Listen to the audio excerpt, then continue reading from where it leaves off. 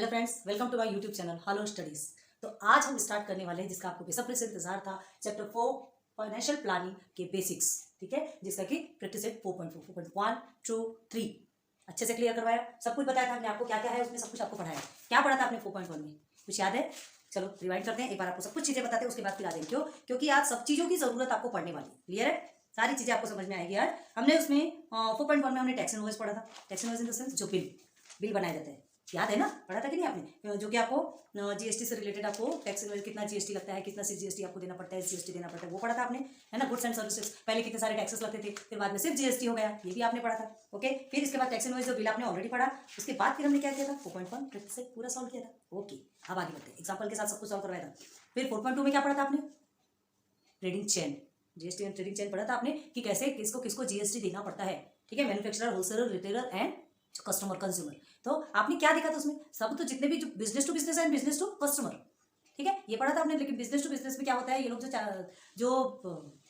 क्या देते हैं, क्या बोलते हैं उसे, गवर्नमेंट टैक्स जो पड़ते हैं, जो जीएसटी भरते हैं ना। तो वो जो जीएसटी भरते हैं वो क्या करते हैं, मैन्युफैक्चरर को जो होलसेलर देता है वो पेमेंट कर देता है। लेकिन होलसेलर क्या करता है, होलसेलर का जो जीएसटी लगता है वो जो मैन्युफैक्चरर को आधा दे चुका होता है उसको माइनस कर देता है। होलसेलर को कहाँ से मिलता है? उसका आउटपुट कहाँ से आता है? रिटेलर से आता है। आउटपुट इनपुट पढ़ा है ना आपने? तो वो जो आउटपुट है जो कि उसने इनपुट कर दिया था, जैसे मैन्युफैक्चरर को दे दिया था, जीएसटी में दिया था, वो वापस से किससे ले लेता है? रिटेलर से ले लेता है। बहुत चालू होते हैं ये लोग। ठीक है, रिटेलर से लेता है, रिटेलर से लेने के बाद फिर जो अमाउंट उसने मैन्युफैक्चरर को दिया था उसको माइनस कर देता है और बाकी जो बचा वो गवर्नमेंट को स्वाप। ओके, उसके बाद फिर रिटेलर क्या करता है? रिटेलर ने भी इनपुट दिया होलसेलर को, फिर वो उसका आउटपुट कहाँ से आता है? कस्टमर से आता है। कस्टमर को और रेट बढ़ा के देता है, कस्टमर फिर उसको क्या करता है? देता है पैसे, देता है उसको, जीएसटी के साथ देता है। कस्टमर को कोई कुछ पता नहीं होता कितना जीएसटी लग रहा है, क्या लग रहा है, उसको जितना रुपीस बोला गया उतना उसको देना पड़ेगा। कस्टमर खरीदता है, उसके बाद तो किसी को बेच नहीं सकता। ठीक है, तो वो जीएसटी किसको देता है? रिटेलर को देता है। तो रिटेलर जो होता है वो जीएसटी में से फिर अपना जो मनी है वो काट लेता है कि जो उसने होलसेलर को दिया। उसके बाद जो माइनस होता है, सब्ट्रैक्शन के बाद जो निकलता है, जो वैल्यू निकलती है, जो एक्स्ट्रा मनी निकलती है, उसे वो किसे देता है? गवर्नमेंट को ऊपर भेज देता है। अब कस्टमर किसको देगा? किसी को देगा। मतलब पूरा जो बोझ है वो किस पे आ गया? कस्टमर पे आ गया। पूरा टोटल रुपीज जो जीएसटी पे करना रहता है ना, बाकी सबको तो अपना अपना मिल जाता है, वो लोग ले लेते हैं, लेकिन पूरा कौन पे करता है? कस्टमर पे करता है। जेब किसकी खाली होती है? कस्टमर की खाली होती है। क्लियर हो गया? ये आपने पढ़ा था। उसके बाद इससे भी रिलेटेड हमने आपको एग्जांपल्स बताए थे और साथ में 4.3 भी, सॉरी 4.3 है ना, 4.2 भी क्लियर किया था। क्लियर है? उसके बाद अभी हमने 4.3 में क्या पढ़ा था? क्या पढ़ते आपने 4.3 में? अभी पढ़ा है ना, ये 4.4 है। शेयर्स पढ़े थे आपने, फेस वैल्यू और मार्केट वैल्यू पढ़ा था आपने, याद है? हाँ, तो शेयर्स क्या होता है, शेयर इन्वेस्ट करना क्या होता है, और शेयर मतलब परचेस एंड सेल क्या होता है, ये सब आपने पढ़ा था। शेयर परचेस करते हैं एंड रेट ऑफ रिटर्न पढ़ा था, ROR पढ़ा था ना। तो रेट ऑफ रिटर्न कैसे डिसाइड होता है? रेट ऑफ रिटर्न, दो कंपनीज में पैसे के शेयर इन्वेस्ट कर देते हैं, शेयर में पैसे इन्वेस्ट कर देते हैं। उसके बाद कौन सी कंपनी हमको ज़्यादा प्रॉफिट दे रही है, किस कंपनी से ज़्यादा % प्रॉफिट आ रहा है, तो उससे रेट ऑफ रिटर्न हमको पता चलता है। मतलब कि किसमें हमको इन्वेस्ट करना चाहिए, उसका रेट ऑफ रिटर्न इतना है। अगर दोनों में हमने 100 रुपीज़ डाला और एक साइड से 10% प्रॉफिट आ रहा है, एक साइड से 20% प्रॉफिट आ रहा है, तो किसमें डालोगे पैसा? दिमाग लगाने वाली बात है, 20% वाले में डालेंगे ना। तो ये रेट ऑफ रिटर्न से पता चलता है। क्लियर है? Rate of return always in percent, हमेशा परसेंट पे रेट लिखा है, समझ। ठीक है, तो यहाँ तक ये सब क्लियर हो गया। और 4.3 के हमने प्रैक्टिस सेट विद एग्जांपल्स को क्लियर करवाते हैं। कुछ एग्जांपल्स छूटे थे, क्यों छोड़ा हमने? क्योंकि थोड़ा हायर लेवल का है ये। अभी 4.4 भी कंप्लीट करने के बाद जब प्रॉब्लम सेट जब आपका स्टार्ट होगा ना, उसमें हम उसको लेके चलेंगे। छूटेगा कुछ नहीं, आपका टेंशन मत लीजिए। ठीक है, जो आपके जो बॉक्सेस फिलअप करने वाले भी थे उसे भी हमने अभी छोड़ा है, हमें उसका ध्यान नहीं था, लेकिन वो छूट गया हमसे, धोखे से छूटा, तो वो भी हम आपको क्लियर करवा देंगे। ठीक है, तो आज हम देखते हैं new topic 4.4 financial planning, chapter 4 है हमारा। ठीक है, आज इसका पूरा बेसिक्स देखेंगे, इसमें क्या है। प्लीज आज वीडियो आप बिल्कुल स्किप मत कीजिएगा, क्योंकि 1 2 3 में जितना भी आपने पढ़ा उसको हमने इसलिए आपको समझाया क्योंकि यहाँ आज आपको काम लगने वाला है। क्लियर है? और जो शेयर आपने खरीदा, जो share holder, share market, stock exchange जो भी आपने पढ़ा ना, सब यहाँ लिखेगा, देखेंगे फिर, है ना। तो आज का हमारा टॉपिक क्या है? Brokerage, GST on brokerage, mutual fund, SIP चाय पीने सिप करके चाय पीते वो नहीं, सिस्टमेटिक इन्वेस्टमेंट प्लान। ठीक है, तो इधर हमने ब्रैकेट में बनाया। ओके, ठीक है, ये चीजें हैं, ये 5 टॉपिक्स है, इसको क्लियर करना है पूरा, इस पे ही बेस्ड है हमारा 4.4। नीचे का तो आपको ज्यादा नहीं है, म्यूचुअल फंड एंड सिप है ना, इससे रिलेटेड आपके ज्यादा क्वेश्चन नहीं। वैसे भी आपको 4.4 में 5-6 क्वेश्चन ही है शायद। कितने क्वेश्चन है आपके 4.4 में? एक बार देख लेते, चेक कर लेते, फिर आगे बढ़ेंगे। कहाँ हो यार, लिख लो ना, 5 क्वेश्चन है। ओके, ठीक है, हार्ड नहीं है, क्वेश्चन बहुत ईजी है, लेकिन ये जो टॉपिक है ना, ये समझना थोड़ा सा आपको हार्ड पड़ेगा। क्यों हार्ड पड़ेगा? क्यों हार्ड पड़ेगा भाई? इसके बारे में हम आपको पूरा नॉलेज देंगे। जो टॉपिक है वो तो आपको फॉर्मूला बता देंगे, फॉर्मूले में आप सब्स्टिट्यूट कर दोगे, सॉल्व कर दोगे, लेकिन इससे कोई मतलब नहीं होता। हमको क्या चाहिए? हमारा फ्यूचर हमको जनरेट करना है, फ्यूचर हमको बनाना है। तो फ्यूचर के लिए ये सारी चीज़ें बहुत ज़्यादा मायने रखती है। अगर आप कॉमर्स लोगे, है ना, तो कॉमर्स के लेवल पे तो ये बहुत ज़्यादा मायने रखती है। और दूसरी बात, आप आगे जाएंगे, आगे बढ़ेंगे, आपको पैसा इन्वेस्ट करना है, आपको पैसे से पैसा बनाना है, आपको मनी कमाना है। आज आपकी शादी नहीं हुई, कल आपकी शादी होगी, कल बच्चे होंगे, उनकी फ्यूचर प्लानिंग। आज आपके पेरेंट्स आपकी फ्यूचर प्लानिंग कर रहे हैं कि नहीं कर रहे? कर रहे हैं, है ना, फ्यूचर प्लानिंग कर रहे हैं। तो वो क्या करते हैं? पैसा इन्वेस्ट करते हैं। इन्वेस्ट करते हैं, पैसे से पैसा बनाने की कोशिश करते हैं ताकि हमारे बच्चों के लिए, फ्यूचर के लिए पैसा आए। आपको फ्यूचर में क्या बनना है, क्या करना है, तो उसके लिए पैसा लगेगा। आजकल तो इतनी सारी डोनेशंस लगती हैं, तो ये सारी चीज़ों के लिए पैसा बहुत जरूरी है। क्लियर है? समझ में आ रही बात? ठीक, तो आगे बढ़ते हैं। ठीक है, एक बार वीडियो बराबर आ रही कि नहीं देख लें। ओके, क्लियर है। ये क्यों चेक करना पड़ता है पता है क्या? कभी कभी ऐसा होता है हम पूरी वीडियोस बना के निकल जाते हैं और बाद में हमारी आवाज़ ही वीडियो में नहीं पहुंचती। बहुत सारी ऐसी प्रॉब्लम आती है, इसलिए आपको बीच बीच में चेक करते रहना पड़ता है। ठीक है, सारी प्रॉब्लम्स के बीच भी आपके लिए वीडियो लेके आएंगे, टेंशन वाली बात नहीं। ठीक है, तो यहाँ तक ये चीज़ें समझ में आ गई कि आपको। अब हम चलते सीधे सीधे अपने मेन टॉपिक पे। तो प्लीज़ आज की वीडियो आप बिल्कुल स्किप मत कीजिएगा। अगर आपने आज वीडियो स्किप कर दी तो आप छोटे से छोटा पॉइंट, क्योंकि हमने आपको एक बड़ी से बड़ी चीज़ छोटे से छोटे पॉइंट पर बहुत से बड़ी बातें बताने वाले। आज आपने अगर वीडियो स्किप कर दी तो सॉरी, आप बहुत सारी चीज़ों से, एक छोटे से छोटे पॉइंट से मिस हो जाएंगे, है ना। बहुत सारी चीज़ें खो सकते हैं आप। समझ में आ रही बात? तो प्लीज़ ध्यान रखिएगा इस बात का, क्योंकि आज का टॉपिक है ना आपको बहुत ज़्यादा इंपॉर्टेंट है। ठीक है, इसके बारे में हम आपको बहुत सारी चीज़ें बताने वाले। What is brokers, what is brokerage, GST on brokerage, ठीक है, कैसे होता है, what is mutual fund and what is SIP, सब पढ़ने वाले। ठीक है, तो विदाउट स्किप आपके लेवल तक जितनी नीड है वहां तक बताएंगे, एक्स्ट्रा भी बताएंगे, वो आपके फ्यूचर के लिए, लेकिन आपके लेवल तक जितनी नीड है आज आपको चैप्टर में जितना है वो वहां तक तो आपको परफेक्ट बताने वाले हैं। क्लियर है? तो इन सभी के बारे में डिटेल में समझाएंगे। ठीक है, देखिए अभी तक तो आपने शेयर के बारे में, शेयर मार्केट के बारे में आपने डिटेल में समझा। ठीक है, उसी पैटर्न में ही हम स्टार्ट करेंगे। कैसे स्टार्ट करेंगे? सबसे पहले देख लो ब्रोकर्स। ठीक है, तो सबसे पहले हम देखते हैं ब्रोकर। ब्रोकर क्या होता है, कौन होता है? देखो, a person who buys and sells goods और एसेट्स फॉर अदर्स। एक ऐसा पर्सन, एक ऐसा बंदा, एक ऐसा व्यक्ति जो बायज एंड सेल्स गुड्स, खरीदता भी है, बेचता भी है। ठीक है, गुड्स ऑन और एसेट्स फॉर अदर्स। क्लियर है? समझ में आया क्या? क्या बोला हमने? जो खरीदता भी है, बेचता भी है। इसकी स्पेलिंग गलत लिखी क्या? ओके, ठीक है। तो अब ये क्या है, क्या खरीदता है, क्या बेचता है? एक पर्सन जो अदर्स की, दूसरों की चीजें को खरीदता और बेचता है, तो क्या खरीदता है, क्या बेचता है?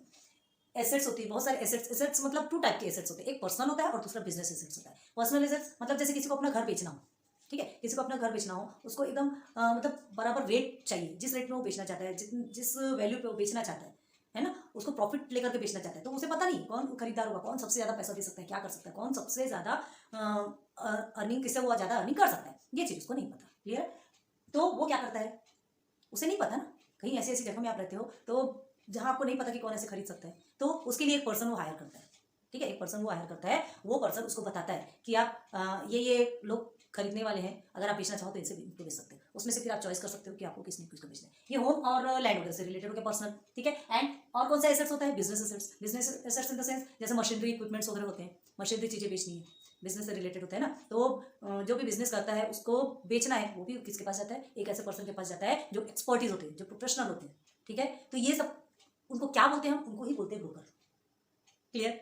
वही हमारे ब्रोकर कहलाते हैं। ब्रोकर इन द सेंस जो कि रजिस्टर्ड मेंबर्स होते हैं। ठीक है, एजेंट होते हैं, रजिस्टर्ड मेंबर होते हैं, ऐसे जिनको की सारी चीजों को बहुत ज्यादा नॉलेज होता है। इन सब के बीच में वो इतने सालों से घुसे हुए हैं कि उनको एक एक पॉइंट, एक एक चीज, एक एक प्लेस के बारे में पता होता है। कौन कहाँ क्या कर रहा है, कौन सी कंपनी ज्यादा चल रही है, कौन सी कंपनी कम चल रही है, कहाँ शेयर अच्छा बिक सकते हैं, क्या कर सकते हैं, ये सारा काम कौन बताता है? ये ब्रोकर करता है, ब्रोकर बताता है। ठीक है, तो person who buys and sells goods और एसेट्स फॉर अदर्स, ठीक है, दूसरों के लिए काम करता है, तो वो क्या कहलाता है? ब्रोकर। ठीक है, लेट्स सपोज आप समझो आपके पास एक्स्ट्रा मनी पड़ी हुई है। ठीक है, बहुत सारी एक्स्ट्रा मनी पड़ी हुई है आपके पास, आप इन्वेस्टमेंट करना चाहते हो। ठीक है, extra money in the sense कैसे, जो आपकी नीड के लिए आपकी जरूरतें पूरी हो जाती है, जितने पैसा है उसकी जरूरतें पूरी हो जाती है, उसके अलावा कुछ पैसे पड़े हैं, आप क्या चाहोगे? पैसा पड़ा है यार, फालतू पड़ा है, इससे अच्छा कुछ काम आ जाए, है ना। पैसे से पैसा बनाने की कोशिश करने लगते होते, तो आप क्या चाहते हो कि हम इसको किसी में, इतना सुना है आपने कि कहीं पे इन्वेस्ट कर सकते हैं, सुना है कहीं से इन्वेस्ट कर सकते हैं, कहीं हम पैसा डाल सकते हैं तो हमारा पैसे से पैसा बनेगा। बट आप न्यू है, आपको नहीं आता, डालना कहाँ है, कौन बताएगा, क्या करेगा, नहीं पता। ठीक है, क्या होता है इन्वेस्ट करने से? ये पता है कि हमारा पैसा बढ़ता है, हमारा पैसा बढ़ेगा, हमारे पैसे से ही पैसा बनेगा। तो भाई फ्यूचर प्लानिंग के लिए हर कोई पैसा कमाना चाहता है, हर कोई चाहता है पैसा कमाना, एक्स्ट्रा पैसा कमाना भी चाहता है, अपने पैसे से और पैसा बनाना चाहता है, क्योंकि फ्यूचर में कब किसको क्या हो जाए, फ्यूचर में कैसी कंडीशन आती है किसी को नहीं पता। तो आप क्या करते हैं? ये पैसे से पैसा बनाने की कोशिश करने लगे रहते हैं। लेकिन इतना पता है शेयर मार्केट भी होता है, शेयर मार्केट में भी हम इन्वेस्ट कर सकते हैं, ये भी आपको पता है। ठीक है, लेकिन आपको पता है कि कौन सी कंपनी है जो हमको अच्छा प्रॉफिट देगी। ठीक है, कौन सी कंपनी का डिविडेंड अच्छा है, कौन सी कंपनी का प्रॉफिट परसेंट अच्छा है, रेट ऑफ रिटर्न पढ़ा है आपने, किसका रेट ऑफ रिटर्न अच्छा है, किससे हमको अर्निंग ज्यादा मिल सकती है, आपको नहीं मालूम। ठीक, तब हम एक पर्सन का सहारा लेते हैं, एक ऐसा पर्सन हायर करते हैं जो कि है ब्रोकर। ये तो असल में पता है आपको। ठीक, मकान से भी रिलेटेड, आपको अपना मकान, आपको कहीं मुंबई में, पुणे में कहीं अच्छा मकान खरीदना है, फ्लैट खरीदना है, आपको पता है क्या?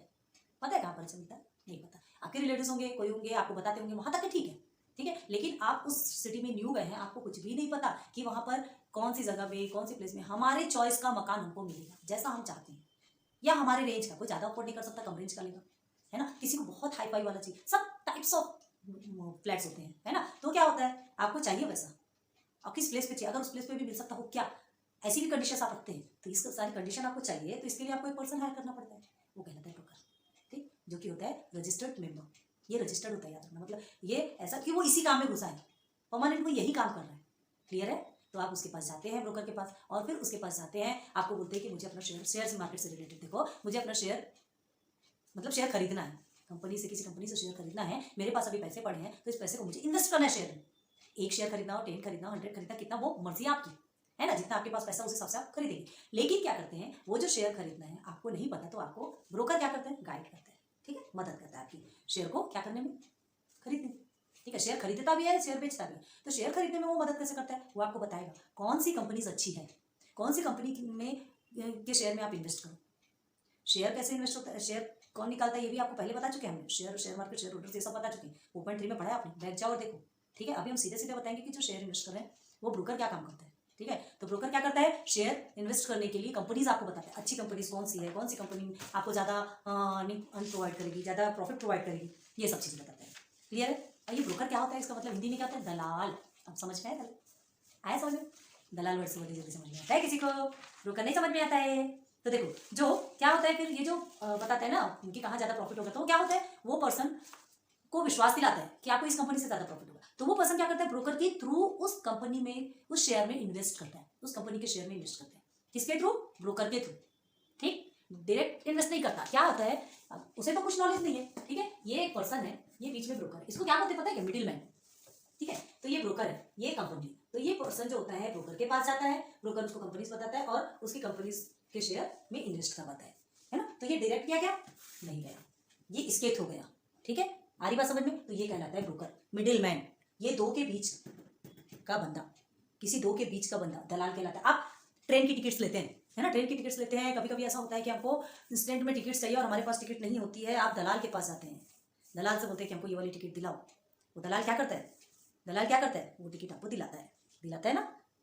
अब उसके पीछे क्या लेता है, वो बात की बात है, अभी बताएंगे, पहले ध्यान दो। तो देखो ये डायरेक्ट इन्वेस्ट कौन करता है, जो उस मार्केट में परमानेंटली बहुत सालों से लगा है, जो उस मार्केट में कई सालों से इन्वेस्ट करता आ रहा है ना, किसने कितने सारे शेयर्स खरीद के रखे हैं, बहुत सारे शेयर्स खरीद के रख दिए उसने, है ना। तो उसको पता है कि शेयर मतलब कौन सी कंपनी के शेयर में इन्वेस्ट करना है, वो डायरेक्ट कर लेगा, वो ब्रोकर के थ्रू नहीं जाएगा। लेकिन जब न्यू पर्सन होता है, हम आपको भी नहीं पता, आप तो भी पढ़ रहे हैं, है ना, आपके पेरेंट्स भी हैं, आपके पेरेंट्स को भी नॉलेज सबको होता है, थोड़ा बहुत होता है, लेकिन कैसा, एक प्रोफेशनल नॉलेज और जनरल नॉलेज बहुत अंतर होता है, ठीक है। क्या है, हम ठीक है, आप सोचोगे कि नहीं मेरे पास तो नॉलेज है, मैं ब्रोकर को क्यों लूँ, मैं डायरेक्ट कर देता हूँ, हो सकता है आपको लॉस भी हो जाए, ठीक है। ब्रोकर के साथ करने में भी लॉस के चांसेस रहते हैं, ऐसा नहीं है, लेकिन क्या है, ब्रोकर एक प्रोफेशनल बंदा होता है, एक्सपर्टीज होते हैं, वो आपको इस तरह से एडवाइस देंगे, है ना, क्योंकि उनको बहुत ज्यादा नॉलेज होता है कि कौन सी कंपनी का प्रॉफिट रेट ऑफ रिटर्न अच्छा है, तो वहाँ के शेयर में इन्वेस्ट करो, वो बताते हैं आपको, तो इसलिए हम ब्रोकर हायर करते हैं। क्लियर हो गया, ब्रोकर किसे कहते हैं, समझ में आ गया। तो पर्सन क्या होता है, ब्रोकर के थ्रू कंपनी के शेयर में इन्वेस्ट करता है, ये ब्रोकर आपका कंप्लीट हुआ, ओके। अब समझ आ गया ना ब्रोकर किसको बोलते हैं, हाँ। अब चलते हैं ब्रोकरेज देखें, चलो ब्रोकर कंप्लीट। अब देखो ब्रोकरेज क्या होता है, ब्रोकर हमने बताया था दलाल, ठीक है, तो दलाल दलाली लेगा कि नहीं, ब्रोकरेज मतलब दलाली, जो पैसा लेता है। ब्रोकर क्या करता है आपको, चलो यहाँ देखो पहले, अ फीस और commission charged bye a broker is called brokerage. अब समझा, पैसा, फीस, कुछ भी काम आप अगर किसी से करवाते हो, आपके घर में वर्कर आता है, आपका काम करता है, तो आप उसको क्या करते हैं, पैसा देते हो। क्यों देते हो, क्योंकि उसने आपके घर का काम किया, उसने अपना समय आपके घर के लिए दिया। एक जो समय, कोई अपना समय किसी काम में करवाता है ना, तो उसको उस समय का पैसा देना पड़ता है, क्लियर है। तो वैसा ब्रोकर भी है, तो ब्रोकर ब्रोकरेज लेता है, एक फीस और कमीशन मांगता है, charge by broker is called brokerage, ठीक है। ब्रोकर के द्वारा जो चार्ज किया जाता है, जो फीस चार्ज किया जाता है, जो फीस लिया जाता है, जो कमीशन लिया जाता है, वो ब्रोकरेज कहलाता है। और ये जो है ना, always calculate on MV of shares, MV market value, है ना, जो मार्केट वैल्यू रहेगा उस पर ही कैलकुलेट होता है ये ब्रोकरेज, याद रखो। डिविडेंड किस पे कैलकुलेट होता है, क्या बताया था मैं आपको, डिविडेंड का याद है, चाहिए रिवाइंड, वीडियो पीछे जाके देखो। ये जो डिविडेंड है वो हमेशा आपका फेस वैल्यू पे, एफवी फेस वैल्यू पे कैलकुलेट होता है, पता है आपको। डिविडेंड इन द सेंस क्या है, ये भी मालूम है कि नहीं, कि सब भूल गए। डिविडेंड जो कि कंपनी को जो प्रॉफिट होता है, जो प्रॉफिट आता है, प्रॉफिट जो कुछ भी आता है, वो प्रॉफिट जो कि शेयर होल्डर में बढ़ता है। शेयर होल्डर कौन? जिन्होंने शेयर में अपने पैसा इन्वेस्ट किया है। तो जब इन्वेस्ट करते हैं उसके बाद कोई प्रॉफिट आता है, कंपनी और ग्रो करती है, प्रॉफिट आता है, तो जो प्रॉफिट आता है वो शेयर होल्डर्स में बांटते हैं। तो जो वो प्रॉफिट आता है वो डिविडेंड कहलाता है। ठीक है, तो वो डिविडेंड किस पे कैलकुलेट होता है? फिक्स्ड वैल्यू पे, प्रिंटेड वैल्यू पे। और मार्केट वैल्यू पे जो शेयर्स हैं, ठीक है, शेयर होल्डर भी अगर परचेस और सेल करते हैं क्या शेयर, तो वो मार्केट वैल्यू पे करते हैं, प्रिंटेड रेट पे नहीं करते। मार्केट वैल्यू तो क्या होती है? टोटल इंस्टेंट चेंज होते रहती है, फ्रिक्वेंटली चेंज होती रहती है ना, इसका कोई भरोसा नहीं है। मैंने आपको प्रीमियम पर एंड डिस्काउंट बताया था। फिक्स रेट आपका 5 रुपीज़ है, तो मार्केट वैल्यू जो है अगर आपका 10 रुपीज़ हो गया, मतलब वो क्या प्रीमियम 5 रुपये बढ़ गया। तो जब खरीदोगे आप शेयर, तो आपको क्या 10 रुपये पे लेना पड़ेगा। आप बोलोगे अरे हमने तो क्या कहते हैं, ये जो फेस वैल्यू हमने 5 रुपीज़ लेगा, आपने 10 रुपये क्यों लिया? बोलेगा यार 5 रुपये गया, वो प्रिंट रेट है, हमने मार्केट वैल्यू पे बेचते हैं, तो आपको जबरदस्ती फिर आपको 10 रुपये देना पड़ेगा एक शेयर के पीछे। ये है इसका फंडा। ठीक है, अब वही बात जब खरीदने पे ये बेचने पे आती है, शेयर बेचने पे आती है। ठीक है, तो फिक्स रेट आप 5 रुपीज़ 10 रुपीज़ पे खरीदा, मार्केट वैल्यू 10 रुपीज़ पे आपने खरीदा। ठीक है, और उसके बाद फिर जब मार्केट वैल्यू 20 रुपीज़ हो गई, है ना, जब 20 रुपीज़ हो गए मार्केट वैल्यू, और उस समय जब आपने बेचा, तो बेचने के टाइम पे बड़ी खुशी होती है कि हमको ज़्यादा पैसे मिल गए, लेकिन ज़्यादा पैसे दे के लेना नहीं पूरा था, है ना। इन्वेस्ट ऐसा लगता है कम पैसे इन्वेस्ट करें और ज़्यादा पैसा हमारे पास आ जाए, बड़ी लालची है दुनिया। ठीक है, तो चलो अब आगे देखो। तो ये ब्रोकरेज को देखना है आपको। तो क्या करता है ब्रोकर, जो ब्रोकर रहता है वो आपको पूरा अपना समय देता है, आपको सर्विस प्रोवाइड करता है, आपको शेयर कहाँ कौन सी कंपनी में देना है, कौन सी कंपनी के शेयर्स में आप इन्वेस्ट करो, ये सब आपको बहुत अच्छे से वो जानकारी देता है, सारी बातें बताता है। मतलब आपको पूरा गाइड कर रहा है, मतलब वो आपको अपना समय दे रहा है, आपके लिए सर्विस प्रोवाइड कर रहा है। ठीक है, आजकल देखो ऐसा सर्विस प्रोवाइड कर रहा है तो वो अपना समय दे रहा है, कोई वेला तो नहीं बैठा, कोई खाली पीली तो नहीं बैठा है। ठीक है, आपको क्या लगता होगा कि अरे ये ऐसी खाली पीली बैठा है, कुछ एडवाइस दे दिया तो क्या गलती? अरे भाई ये वो एडवाइस देना इन द सेंस वो उसका काम है, वो उसका धंधा है, जैसे आपका अपना खुद का धंधा होता है। आधी बात समझ में? आजकल एडवाइस भी फ्री में नहीं मिलती यार। ऑक्सीजन भी लेने के लिए हमको अपनी जेबें खाली करनी पड़ती है। भगवान आपको ऑक्सीजन ये फ्री में दे रहा, लेकिन आप हॉस्पिटल में जाइए, वही ऑक्सीजन आपको कितने कितने में मिलेगा, फिर आपकी जब जेबें खाली होंगी ना, तब आपको समझ में आएगा। तो कोई भी चीज़ें आपको फ्री में नहीं मिलती, एडवाइस भी आजकल फ्री में नहीं मिलती, एडवाइस के भी पैसे लगते हैं, क्योंकि ये एडवाइस देना भी एक प्रकार का बिजनेस है। ठीक है, तो ये ब्रोकर क्या करते हैं, ये एडवाइस देते हैं, और एडवाइस देने के साथ साथ में हमारी हेल्प भी करते हैं। एडवाइस देना बहुत बड़ी बात होती है ना, क्यों? और ये जो एडवाइस हम क्यों लेते हैं उनसे? क्योंकि वो प्रोफेशनलिस्ट हैं, एक्सपर्टीज हैं, उनको ज़्यादा नॉलेज है इंस्टीट्यूट के बारे में। क्लियर है? तो देखो अब ये जो है, ठीक है, ब्रोकरेज तो हमको समझ में आ गया, वो अपनी दलाली लेते हैं। हमने जो ट्रेन की टिकट्स के बारे में बताया था, है ना, दलाल से क्या करते हैं, ट्रेन की टिकट्स लेते हैं, तो वो दलाली भी तो लेता है, पैसा भी तो लेता है। ट्रेन की टिकट्स हम इंस्टेंट में अरेंज करवाते हैं, तो उसके बदले एक टिकट के बदले का पैसा लेता है, लेगा, क्योंकि ये उसका काम है। ठीक है, आएगा समझ में? तो चलो अब देखो, अब ये जो ब्रोकरेज जो हमने बोला, आप बोलोगे कि डायरेक्ट हम इन्वेस्ट कर सकते हैं, डायरेक्ट हम शेयर में इन्वेस्ट कर सकते हैं। तो जब ब्रोकर का बताया था तब भी हमने आपको समझाया था कि अगर आप न्यू पर्सन है तो आप डायरेक्ट इन्वेस्ट नहीं कर सकते। आपको पता है क्या किसी कंपनी के बारे में? आपने कभी टाइम निकाल के देखा है कि कौन सी कंपनी कितने इन्वेस्टमेंट में कितना आपको प्रॉफिट देती है, या कौन सी कंपनी का प्रॉफिट परसेंट ज़्यादा है? हाँ, कौन सी कंपनी बहुत अच्छी ग्रो कर रही है, आपको मालूम है? नहीं मालूम। आपके पास इतना टाइम नहीं है, आपके पास अपने काम से फुर्सत नहीं है। तो इसलिए हम क्या करते हैं, हमारा जो पैसा पड़ा है, ठीक है, वो ब्रोकर को बुलाते हैं, ब्रोकर को हम समझाते हैं कि आपको ये ऐसा ऐसा करना है। ब्रोकर बोला ठीक है, आपका काम हो जाएगा, आपका काम हो जाएगा, पर उसके बदले में क्या लूँगा? चार्ज लूँगा। ठीक है, तो अगर एक शेयर आप खरीदते हैं तो उसके, और इनके चार्जेस क्या होते हैं, वो फिक्स रहते हैं। कोई 0.5 लेगा, कोई 1% लेता है, कोई 0.25% लेता है। तो इनके ना जो रेट ऑफ फिक्स रहते हैं। और ये जो ब्रोकरेज होता है calculates on market value of shares, हमेशा मार्केट वैल्यू पे ही कैलकुलेट होता है। क्लियर है? बात समझ में आ गई यहाँ तक के? ओके, तो देखो हम ये जो है ना, इसमें 2 केसेस होते हैं। ये जो ब्रोकरेज होता है ना, ब्रोकरेज जो डिसाइड होता है, ये 2 केसेस होते हैं। जैसे पर शेयर है ना, पर शेयर इन द सेंस क्या बोलना चाहिए आपको, जैसे प्राइस ऑफ पर शेयर, एक शेयर जो खरीदते हैं उसका जितना भी प्राइस है, एक शेयर जो भी आप खरीदते हो उसका जितना भी प्राइस मार्केट वैल्यू पे होता है, याद रखना। ठीक है, तो जितना भी प्राइस है तो is equal to market value plus brokerage. Clear? इसके 2 केसेस रहते हैं, पहले आप इसको देख लो, उसके बाद फिर बताते हैं। इसमें क्या होगा, इसका फर्स्ट एक फॉर्मूला पर प्राइस के लिए, ठीक है, price of 1 share is equal to, इसको पहले ये देखो 2 केसेस में, मतलब एक तो टाइम ऑफ परचेस और सेल का रहता है। ठीक है, ये टाइम ऑफ परचेस का है। तो पहला है at the time of purchase, खरीदने का अलग होता है, बेचने का अलग होता है। ठीक है, जब शेयर हम खरीद रहे हैं, जब हम शेयर खरीदते हैं तो उस टाइम पे ये ब्रोकरेज कैसा होगा, मतलब जो ब्रोकर है वो कितना चार्ज लेगा। तो देखो जब कोई भी चीजें हम खरीदते हैं उसकी मार्केट वैल्यू जितनी भी रहती है, ठीक है, तो उसमें ब्रोकर का भी चार्ज ऐड होता है।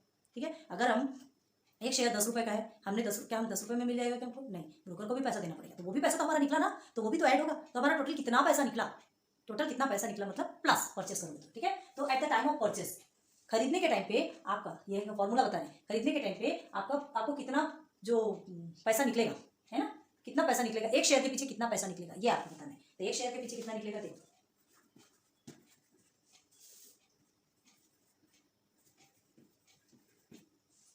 टाइम ऑफ परचेस बता रहे हैं, ध्यान रखो, ठीक है। तो price of one share is equal to market value plus brokerage. अब कैसे, हमने क्या बताया, शेयर कभी भी मार्केट वैल्यू के बेस पे खरीदे जाते हैं और ब्रोकरेज भी मार्केट वैल्यू के बेस पे होता है, ठीक है। मार्केट वैल्यू पे कैलकुलेट होता है, देखो हमने आपको ऑलरेडी बताया। तो देखो प्राइस ऑफ वन शेयर, आपको एक शेयर खरीदना है, ठीक है। मार्केट वैल्यू शेयर की कितनी है, समझ लीजिए आपकी मार्केट वैल्यू है 10 रुपीज, ठीक है। और ब्रोकरेज ने अपना आपको रेट बता दिया, मतलब कितना परसेंट चार्ज करेगा। अगर वो बोलता है कि मैं 2% चार्ज करूंगा, अगर वो बोलेगा मैं 2% चार्ज करूंगा, ठीक है, तो ये उसने 2% ब्रोकरेज का निकाल लिया हमने, क्लियर। तो इसका जो निकल के आएगा अमाउंट वो प्राइस ऑफ वन शेयर होगा। तो अब यहाँ देखो ये तो परसेंट में है भाई, ब्रोकरेज जो है वो परसेंट में, ब्रोकर क्या बोलेगा मुझे 2% चाहिए, ठीक है। तो वो मार्केट वैल्यू 10 रुपये है, ये तो पता है शेयर का 10 रुपये उसका हुआ, लेकिन वो 2% ब्रोकर मांग रहा है। तो वो बोलेगा भाई मुझे अमाउंट में बताओ यार, मुझे नहीं समझ में आता है परसेंट, न्यू पर्सन हूँ मैं, मुझे कुछ भी नहीं पता, ये परसेंट की एबीसीडी नहीं पता, मुझे सीधे सीधे अमाउंट बताओ ना, क्या हुआ अमाउंट, ठीक है। तो एक शेयर के पीछे मेरा पैसा कितना इन्वेस्ट होगा ये पहले आप बताओ। तो हमको क्या करना पड़ेगा, ये ब्रोकरेज को कितना पैसा, ब्रोकर को कितना पैसा देना, सॉरी ब्रोकर को कितना ब्रोकरेज देना है, ये हमको बताना पड़ेगा, ठीक है। तो ब्रोकर का पहला पैसा पहला निकालेंगे। तो ब्रोकर का पैसा कैसे निकलेगा, तो चलो ब्रोकरेज का फॉर्मूला भी है, तो पहले आपको ब्रोकरेज निकालना पड़ेगा। ये हो गया ब्रोकरेज। चलो तो ब्रोकरेज कैसे निकलता है, ब्रोकरेज पे किस पे कैलकुलेट होता है, मार्केट वैल्यू पे कैलकुलेट होता है, ठीक है। तो ब्रोकरेज कैसे निकलेगा, ये आपका रेट ऑफ ब्रोकरेज है, उनका रेट फिक्स रहता है, रेट हमेशा परसेंट पे रहता है, ठीक है। तो ये brokerage is equal to rate of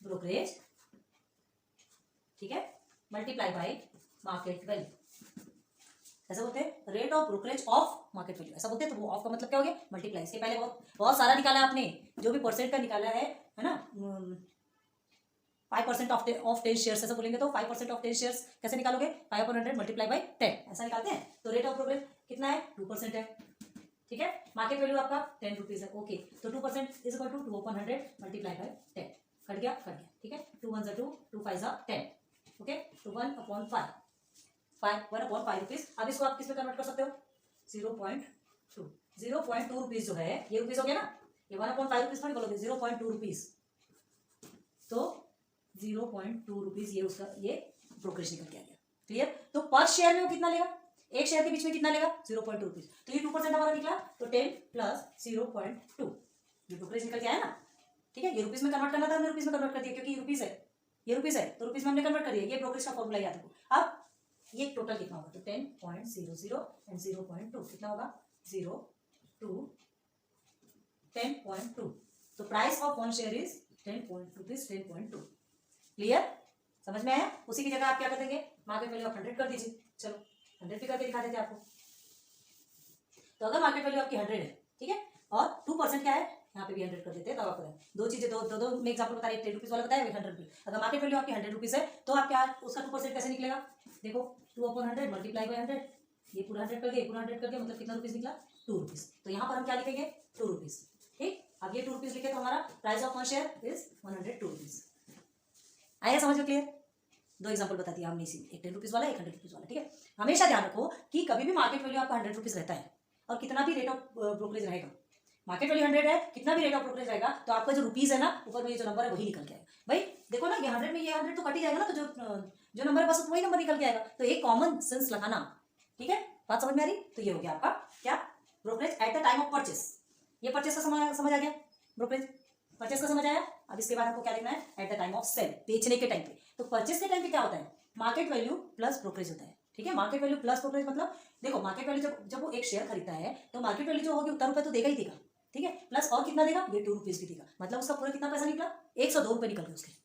तो उसको एक शेयर कितने में पड़ा, 102 रुपये में, समझा, 102 रुपये में उसको खरीदना पड़ा एक शेयर, ठीक है। ये हो गया परचेस वाली बात। ब्रोकरेज कैसे निकालते हैं, ये हमने आपको बता दिया, brokerage is equal to rate of brokerage multiply by market value, ये हमेशा मार्केट वैल्यू का कैलकुलेट होता है, ठीक है। अब ये तो एक परचेस का हो गया। अब at the time of sale, second case क्या है, हमने 2 केस बताया था ना, तो अब सेकंड देखो, at the time of sale. अब सेल के टाइम पे क्या, सेल मतलब बेचना है ना, बेचने के टाइम मतलब 102 रुपये में, चलो यहाँ से शेयर खरीद लिया, 102 रुपये में खरीदा, वो क्या क्यों खरीदता है, क्यों खरीदा शेयर, पैसा इन्वेस्ट कर दिया ताकि वो पैसा और बढ़ के उसके पास आए, है ना। तो अब क्या करेगा, वो उसी शेयर को बेचेगा, 102 रुपये में खरीदा, अब उस शेयर को बेचेगा। तो देखो क्या करता है, यहाँ पे फॉर्मूला क्या होता है, वन शेयर का ही निकालना है, कभी भी याद रखना कि हमेशा वन शेयर का ही निकालोगे, प्राइस ऑफ वन शेयर ही निकालना ऑलवेज, ठीक है। तो अब देखो ये भी मार्केट वैल्यू पे कैलकुलेट होगा, लेकिन यहाँ पे माइनस हो जाएगा ब्रोकरेज, अब क्यों होगा? परचेस के टाइम पे प्लस हुआ। क्यों भाई? जब हम खरीदते हैं तो 100 रुपये भी निकल रहा है, 2 रुपये भी निकल रहा है, ठीक है। तो 100 रुपये और 2 रुपये मिला के कितने हुए? 102 रुपये हमारे निकला ना, हमने खरीदा तो वो 102 रुपये हमारे वापस आने चाहिए। हम ये दिमाग में रखेंगे कि वो 102 रुपये चला गया हमारा, वो 2 रुपये 1 रुपये भी जाता है तो इंसान का दिमाग खराब होता है, या तो 102 रुपये का, ठीक है। आ रही बात समझ में? अब देखो, अब at the time of sale, अब जब बेचने का टाइम आया, जब उसने देखा कि मार्केट वैल्यू बढ़ गई है ना, समझ लो आपकी मार्केट वैल्यू कितनी हो गई? 200 रुपये।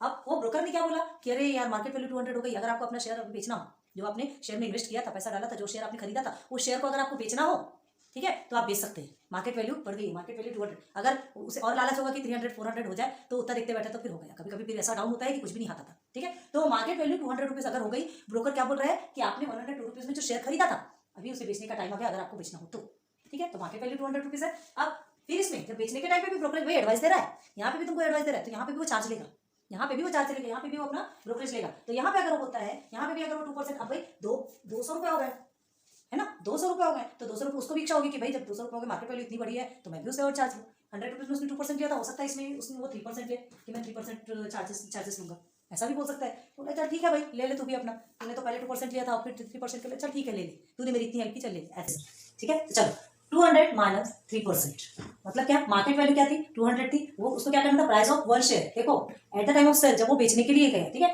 बेचने के लिए किया, जब उसने मार्केट वैल्यू 200 थी, तो उसे बताया ब्रोकर ने कि बेच दो आपको प्रॉफिट होगा। लेकिन उस समय फिर ब्रोकरेज क्या लिया उसने? 3%। भाई तुमको इतना ज्यादा मैं दे रहा हूँ तो मुझे भी तो थोड़ा परसेंटेज दे दो, ठीक है, चल तू भी ले लो। तो 3% ब्रोकरेज। अब ये 3% ब्रोकरेज का मतलब क्या? माइनस किससे करने वाले? 3% से करने वाले नहीं। तो ब्रोकरेज का फॉर्मूला हमने आपको बताया था, क्या बताया था ब्रोकरेज का? हाँ, ये जो ब्रोकरेज कैसे निकलता है? रेट ऑफ ब्रोकरेज ऑफ क्या? मार्केट वैल्यू पे कैलकुलेट होता है, पता है ना, MV, है ना। तो हमने इसको अलग से निकालना होता है, आपको यहाँ पर अलग से निकालना होता है। क्या होता है? आप इसको यहीं से निकाल सकते हो, क्या करेंगे? 3% ऑफ मार्केट वैल्यू, ऐसा भी लिख सकते हैं। क्लियर है? तो अब ये कैसे निकलेगा? इसे अभी ऐसे रहने दीजिए 200 को, और 3% ऑफ मार्केट वैल्यू 3/100। पता तो है कि आंसर हमारा रुपीज में 3 आने वाला, मल्टीप्लाई बाई, नहीं 3 नहीं आएगा क्योंकि अभी मार्केट वैल्यू चेंज हो गया। सॉरी, ये चीज का ध्यान रखना। हाँ, हमने बताया था ना आपको, जैसे मार्केट वैल्यू भी 100 रुपीज है, मार्केट वैल्यू 100 रुपीज है, तो यहाँ कितना भी परसेंट आएगा, कितना भी परसेंट रखोगे तो वो सामने का जो नंबर है वही आपका रुपीज में कन्वर्ट हो जाएगा। क्लियर? अभी बताया था ना, जैसे मार्केट वैल्यू आपकी 100 रुपीज है और 100 रुपीज का हमने 2% किया, तो 2/100 होगी, ये परसेंट का मतलब भी 100 होता है। 100 मल्टीप्लाई बाई मार्केट वैल्यू कर दिया, ये कर दिया, ये कर दिया, आगे 2 रुपीज हो गया रुपीज में कन्वर्ट, ठीक है। तो वैसे ये करेंगे तो ये तो हमारा 3 रुपीज यहाँ तक आएगा, लेकिन ये 200 दे दिया है। तो अब 200 क्या है आपका? Market value. याद रखना, यहाँ पे मार्केट वैल्यू का वैल्यू एड होगा, ठीक है। तो 200 माइनस ये कर दिया, 3 2 6। क्लियर? अब देखिए यहाँ पे आपको कितना बनता है? 194 रुपीज। तो ये rupees 194 rupees price of 1 share हो गया आपका। मतलब आप जब उसको बेचोगे तो आपके हाथ में कितना आएगा? 194 रुपीज। था कितने का? मार्केट वैल्यू क्या था? 200 रुपये। 200 रुपये में से क्या कट गया आपका? 6 रुपये कट गया, ठीक है। 6 रुपये आपका क्या हो गया? कट गया। ओके, अब 6 रुपये कट गया तो आपको 194 रुपीज आपके हाथ में आया। तो ठीक है ना, आपने कितना? 102 रुपये में आपको 102 रुपये खर्च किया था और आपको प्रॉफिट अभी 194। तो अभी रियल प्रॉफिट आपका क्या निकलेगा वो देखते हैं, ठीक है। 102 रुपये में आपने क्या किया था? खरीदा था, 102 रुपये चला गया था, तो ये हो गया 2, ये 9, 92 रुपीज तो मिल रहा है आपको। 92 रुपीज तो मिल रहा है ना, प्रॉफिट मिल रहा है कि नहीं? आपने 102 रुपये खर्च किया था, आपको 92 रुपीज वापस मिला एक्स्ट्रा में। क्लियर है? तो ये आपका प्रॉफिट, मतलब बड़ा पैसा ही आया, ठीक है, ऐसा बढ़ के आया। तो at the time of purchase and at the time of sale, दोनों में डिफरेंस क्या है? देखो, जब आप परचेस करते खरीदते हैं तो मार्केट वैल्यू भी देना पड़ता है, ब्रोकरेज भी देना पड़ता है, ठीक है। एंड जब आप सेल करते हैं, जब बेचते हैं, तो उस समय भी मार्केट वैल्यू देना पड़ता है और ब्रोकरेज भी देना पड़ता है। तो जब सेल करते हैं, जब परचेस करते हैं, खरीदते हैं, तो शेयर आपके हाथ में आता है, लेकिन पैसा आपके हाथ से जाता है। तो कितना पैसा गया? मार्केट वैल्यू भी गया, ये भी गया, ठीक है। अब यहाँ पे मार्केट वैल्यू आपके पास आएगा तो, लेकिन ये मार्केट वैल्यू क्या पूरा आने वाला है क्या आपके पास? नहीं, उसमें से किसका कटेगा? ब्रोकर का कट जाएगा, ब्रोकर का ब्रोकरेज, ब्रोकर की जो फीस है वो कट जाएगी। क्लियर है? तो वो माइनस हो जाएगा और उसके जो एक्स्ट्रा मनी आपकी बचेगी वो आपका क्या कहलाएगा? अर्निंग। क्लियर हो गया? तो ये ब्रोकरेज का क्लियर हो गया आपको। अब ब्रोकरेज परसेंट कैसे निकालते हैं ये भी हमने आपको बता दिया। तो फाइनली आप याद रखो कि परचेस वैल्यू के साथ में, ठीक है, बहुत ध्यान देना, ये जो परचेस करते हैं ना, ये परचेस वैल्यू के साथ में क्या होता है? ब्रोकरेज हमेशा ऐड हो जाएगा। और सेल के साथ में जब भी सेलिंग का टाइम आएगा, जब भी बेचने का टाइम आएगा, तो ब्रोकरेज माइनस हो जाएगा। यहाँ तक क्लियर हो गई बात? ठीक, तो ये ब्रोकरेज आपका कंप्लीट। चलो, इसमें क्या नहीं समझ में आया थोड़ा सा देख लो, उसके बाद फिर आगे बढ़ते हैं। ब्रोकरेज समझ में आ गया ना? ब्रोकरेज का भी ब्रोकरेज कैसे निकाला जाता है वो भी हमने आपको बता दिया। एंड आपका टाइम ऑफ परचेस में पर शेयर में कितना आपको इन्वेस्ट करना है, और टाइम ऑफ सेल में पर शेयर में आपको कितना आपको मिल सकता है, ये सब कुछ बता दिया, ठीक है। हाँ, वो डिपेंड किस पे करता है? ब्रोकरेज के रेट परसेंट, ब्रोकरेज कितना परसेंट लेता है उस पर आपका बेस होता है, ठीक है। अब देखो, ये तो समझ में आ गया। अब हमको देखना है जीएसटी। ये first complete, second complete, GST और ब्रोकरेज देखना है, ठीक है। तो ये आपने कर लिया क्या? रब कर दे। चलो, जीएसटी ऑन ब्रोकरेज, जो दलाली करते हैं उसमें जीएसटी भी लगता है, जीएसटी ऑन ब्रोकरेज, ठीक है। चलो गिर रही है। तो देखो, ब्रोकर जब भी काम करता है तो अपने काम के एवज में वो क्या लेता है, कुछ चार्ज लेता है हमसे, ठीक है। हमसे चार्ज लेता है, हम उसे देते हैं मनी। क्यों देते हैं? क्योंकि उसने अपना समय दिया, वो उसका काम है, वही उसका बिजनेस है ना, खाली नहीं बैठा, वही उसका बिजनेस है, क्योंकि उसने हमको सर्विस प्रोवाइड की, उसने हमको सर्विस दी। तो ब्रोकरेज कभी भी किस पे कैलकुलेट होता है, मार्केट वैल्यू पे कैलकुलेट होता है, ठीक है। मार्केट वैल्यू पे कैलकुलेट होता है, वो सर्विस दे रहा है और वो रजिस्टर्ड क्या है, वो मेंबर है, रजिस्टर्ड मेंबर, एक प्रोफेशनल है। किसी भी सामान को तुम खरीदोगे या बेचोगे तो तुमको टैक्स देना पड़ता है, गुड्स एंड सर्विस टैक्स पड़े ना, जीएसटी। तो ये आपको जीएसटी देना पड़ता है। तो भाई ये भी तो सर्विस प्रोवाइड कर रहा है, ये भी सर्विस प्रोवाइड कर रहा है, तो ये जब सर्विस प्रोवाइड कर रहा है तो इसको भी क्या पे करना पड़ता होगा, जीएसटी पे करना है। इसको भी गवर्नमेंट को पे करना पड़ता है। जो भी गुड्स है, जो भी सर्विस है, जो भी सर्विस प्रोवाइड की जाती है उसका भी आपको जीएसटी देना पड़ता है, एंड जो भी गुड्स आप लेते हैं उसका भी आपको टैक्स देना पड़ता है। क्लियर है बात समझ में? तो इसे भी जीएसटी देना पड़ेगा। तो इनका जो जीएसटी परसेंट है ना, वो फिक्स होता है, कितना, 18%। आपको बहुत सारी चीजों का हमने गुड्स एंड सर्विस में कितना जीएसटी, कितना परसेंट जीएसटी लगता है, आपको पूरा क्लियर करवाया। इन द सेंस आपको मैंने टेबल भी बताया था, आपके टेक्स्ट बुक में पेज टर्न कीजिए, आपको टेबल भी मिलेगी। आपको ज्यादा याद करने की जरूरत नहीं, सॉल्व करते करते खुद से ही समझ में आते हैं, है ना, कि किसमें कितना परसेंट होता है। तो याद रखो कि ये जो ब्रोकर्स के जो ब्रोकरेज होते हैं इसमें 18% जीएसटी लगता है। क्लियर है? तो वो अपना परसेंट तो लेता ही लेता है, साथ में वो जीएसटी भी लेगा, क्योंकि वो सर्विस प्रोवाइड कर रहा है। क्लियर हो? तो कुछ ऐसे क्वेश्चन आएंगे जिसमें आपको जीएसटी वाले नहीं होंगे, डायरेक्ट आपको ब्रोकर अपना परसेंट बताएगा, आप इसे सॉल्व कर लेंगे, जैसे अभी हमने ये अभी आपको समझाया था, ठीक है। लेकिन अब हमको क्या देखना है, अब हमको देखना है जीएसटी। तो पहले हम बिना जीएसटी वाले आपको कुछ एग्जांपल्स बता देते हैं, ठीक है। जीएसटी ऑन ब्रोकरेज, चलो पहले जीएसटी ऑन ब्रोकरेज देखते हैं, एक साथ अब सारे एग्जांपल पे चलेंगे तो आपको क्लियर हो जाएगा कि किसमें जीएसटी लगा है, किसमें नहीं लगा। तो आपको क्वेश्चंस भी समझ में आएंगे कि हम जो क्वेश्चन सॉल्व कर रहे हैं वो कैसा है। क्लियर है? तो चलो, जीएसटी ऑन ब्रोकरेज ये देखने के लिए हमको क्या करना पड़ता है, rate of GST on brokerage always 18% रहता है, ये ऑलवेज फिक्स होता है, गवर्नमेंट में चला जाता है, ये ब्रोकर के पास में नहीं रहता। प्लीज इस चीज को ध्यान रखो, ये ब्रोकर के पास नहीं रहता, जो भी जीएसटी होता है वो किसके पास जाता है, गवर्नमेंट के पास जाता है। क्लियर है? हाँ, तो इसका फॉर्मूला निकालते हैं, जीएसटी ऑन ब्रोकरेज का फॉर्मूला कैसे रहता है, देखो, जीएसटी ऑन, ये ऑलवेज 18% रहता है, याद रखना, ऑलवेज भी 18%। ओके, जीएसटी ऑन ब्रोकरेज कैसे निकाला जाता है, rate of GST multiply by brokerage. Clear है?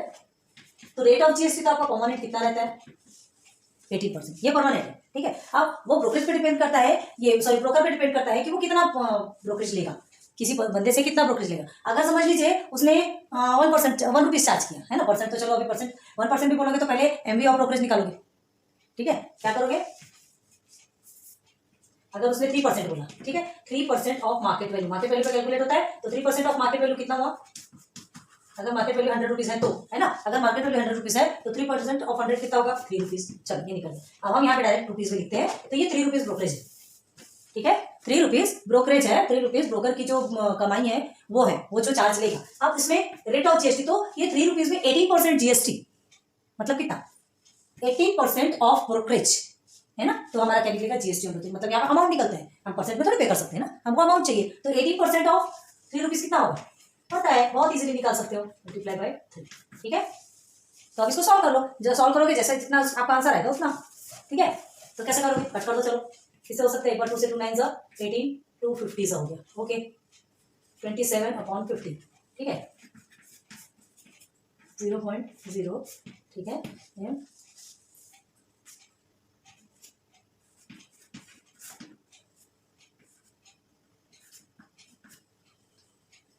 देन 0 बढ़ा दो यहाँ पे, ये 20 है ना, तो ये डेसिमल का 1 0 बना दिया, 5 4 50 4 0.54, ओके। तो ये इसका जीएसटी ऑन ब्रोकर 0.54 ये रुपीज आ गया। अब इसे सॉल्व किया जा सकता है, 0.54 रुपीज है, तो ये कितने कितने का निकला, ये ब्रोकर ने हमने पर में निकाला है, ठीक है, एक शेयर के बीच का निकाला है। तो एक शेयर में जो इन्वेस्ट करते हैं या सेल करते हैं, तो उसमें कितना निकलेगा, 0.54 रुपीज, क्या निकलेगा, ये जीएसटी ऑन ब्रोकरेज। तो 0.54 रुपीज उस ब्रोकर को गवर्नमेंट को पे करना पड़ेगा। क्लियर हो गया? समझ में आ रही बात? इसी की जगह 2 रुपीज लेके देख लो, चलो हर चीज का तो तुम्हारे एग्जाम्पल बता रहे, ध्यान देखो, ये 2 रुपीज ब्रोकरेज अगर 2 रुपीज बोलता है तो 18/100 हो गया, ये 2 हो गया, 2 1 2 250 हो गया। क्लियर है? अब इसके बाद फिर क्या करोगे, इसको सॉल्व, 2 से देखो, 2 9 एंड 2 25, ठीक ठीक है। तो अब 9/25 हुआ है। अब फिर इसे इस तरह से कर लो, जितना भी आपका आंसर आएगा वो जीएसटी ऑन ब्रोकरेज। क्लियर है? ये भी आंसर आपका कहाँ से स्टार्ट होगा? 0 पॉइंट, ठीक है, यहीं से स्टार्ट होगा। उसको सॉल्व करके देखो अब क्या आएगा।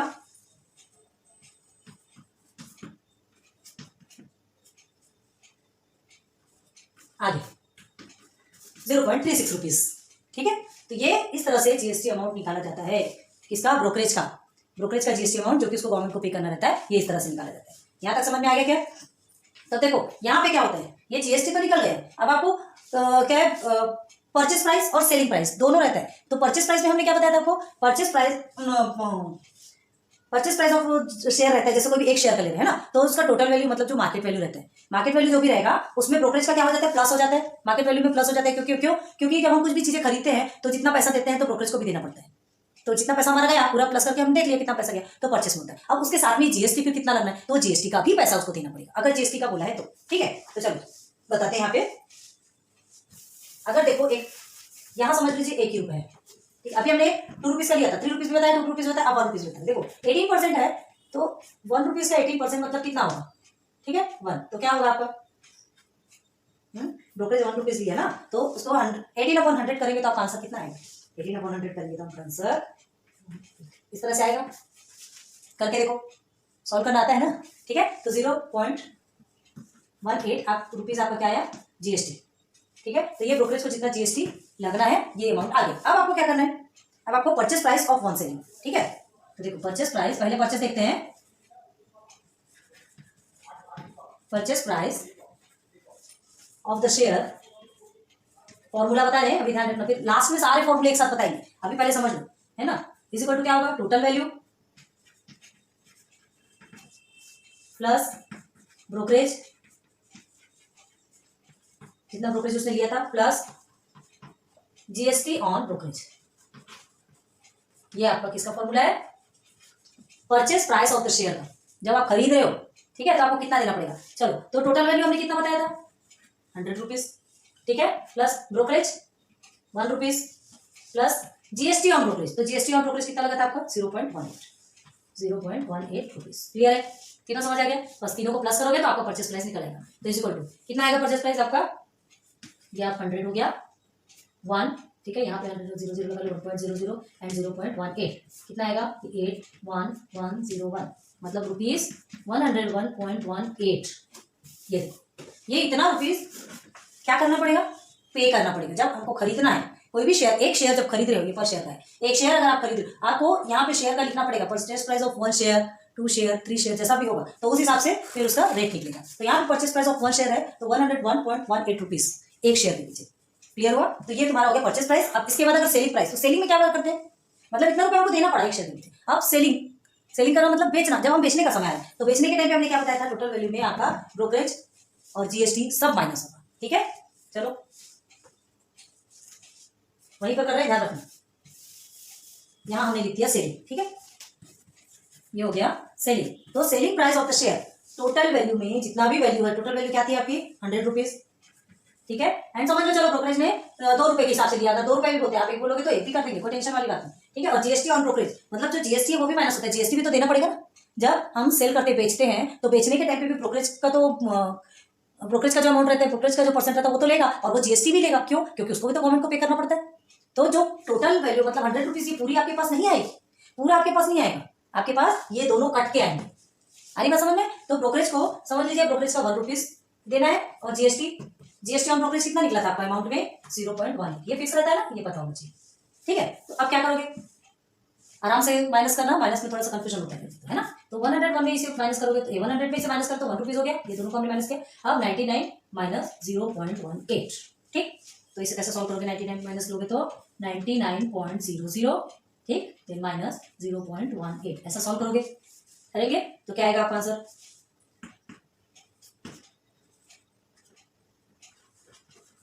98.82 रुपीज, ठीक। तो इज इक्वल टू रुपीज 98.82, ये हमारे हाथ में आएगा, ठीक, जब हम बेचेंगे। हाँ, ऐसा थोड़ी कि 100 रुपए मार्केट वैल्यू है तभी हमने उसको खरीदा और 100 रुपए मार्केट वैल्यू पे ही बेच रहे। कभी ऐसा होता है कि मार्केट वैल्यू कभी ऊपर जा ही नहीं रहा है, उतने में ही है, और हमारा पैसा पड़ा है, हमने शेयर कब से खरीद के रखा है, तो ठीक है, चांदी जितना उतने में बेच के निकाल दे, खत्म कर किस्सा। ऐसा बोलते हैं। तो वो खत्म करके सवाल बात है, तो फिर जो जितना उतना ही आएगा, या तो थोड़ा कम भी आएगा आपका। मार्केट वैल्यू डाउन हो गई तो आपको कम रेट मिलेगा, ज्यादा नहीं मिलने वाला। लेकिन अगर मार्केट वैल्यू ज्यादा होती है ना, तो आपने जितना इन्वेस्ट किया उससे तो ज्यादा आएगा। ये दोनों का तो कटेगा ही कटेगा, लेकिन जितना आपने इन्वेस्ट किया था उससे ज्यादा आपको अर्निंग होगी। क्लियर है? तो ये मार्केट वैल्यू पे डिपेंड होता है। मार्केट वैल्यू कैसी है, प्रीमियम पे है, पर में है कि डिस्काउंट में है, ये उस पर डिपेंड होता है। अगर मार्केट वैल्यू लेवल पे है तो आपको पैसा ज्यादा नहीं मिलेगा, ठीक ठीक मिलेगा। जब डिस्काउंट पे चल रही है तो उस समय आपको कम मिलेगा। अगर आप अर्निंग कर रहे हो, है ना, वापस से शेयर को बेचने के बाद फिर आपको पैसा जो मिल रहा है, आपको जो पैसा मिल रहा है तो वो कम मिलेगा। ठीक है, लेकिन अगर मार्केट वैल्यू ज्यादा होगी और उस टाइम पे आप शेयर को बेचते हैं तो आपको अर्निंग ज्यादा होगी। क्लियर है? ये दोनों का किसी भी हालत में लेकिन कटेगा ही कटेगा। तो यहाँ तक क्लियर हो गया क्या? हाँ, समझ आ गया? तो जीएसटी ऑन ब्रोकरेज, तो ये जो दलाली में जो जीएसटी लगता है 18%, ये 18% जीएसटी फिक्स है, याद रखना। ठीक है, अब देखो इसे आपको किसी और समझाते हैं। ये किसमें लगता है ये तो पता होगा खैर, लेकिन फिर भी बता देते हैं। कितना रहता है? 18%। लेकिन कभी भी 18% लिखा रहता क्या? नहीं लिखा रहता। ये आपने पढ़ा है, क्या है बताओ? सीजीएसटी ऑन ब्रोकरेज, याद आया कुछ? एंड एसजीएसटी ऑन ब्रोकरेज, इस फॉर्म में लिखा रहता है ना। कभी भी जीएसटी कितना है वैसा नहीं लिखा रहेगा। सीजीएसटी इसका 9% इसमें डिवाइड होगा और इसका 9% इसमें डिवाइड होगा। तो जो ब्रोकर जो 18% जो देता है तो आधा स्टेट में जाता है और आधा सेंट्रल में जाता है, ये चीज पता होगा। ठीक है, तो ये जो जीएसटी ऑन ब्रोकरेज जो निकालते हैं हम, GST on brokerage is equal to कैसे निकलता है? रेट ऑफ जीएसटी, फॉर्मूला एक बार और देख लो, रेट ऑफ जीएसटी, और ये किस पे रहता है? On brokerage. और कितना परसेंट होता है?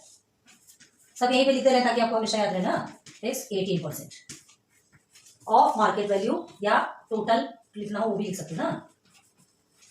जीएसटी ऑन ब्रोकरेज निकालना है आप। ठीक है, तो रेट ऑफ जो जीएसटी है, जीएसटी का जो रेट है, और टोटल ब्रोकरेज कितना मिला,